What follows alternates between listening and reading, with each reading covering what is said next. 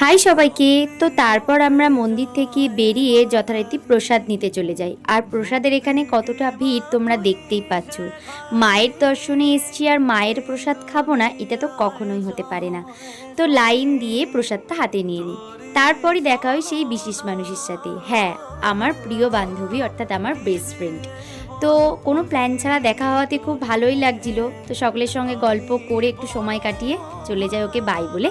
তারপর আমি আর মা চলে যাই আরও একটা মিষ্টির দোকানে, সেখান থেকে মিষ্টি নিয়ে আমার এই মিষ্টি মায়ের জন্য নিয়ে আসি। তো আমাদের এই মিষ্টি মাকে তোমাদের কেমন লাগছে অবশ্যই কমেন্টে জানিও।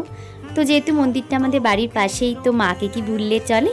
তো মায়ের পুজো দিয়ে দেন আমরা বাড়ি চলে আসি। তো আমার কালী পুজো তো এভাবেই কাটলো। তোমাদের কালী পুজো কেমন কাটলো আমাকে কিন্তু অবশ্যই কমেন্টে জানাবে।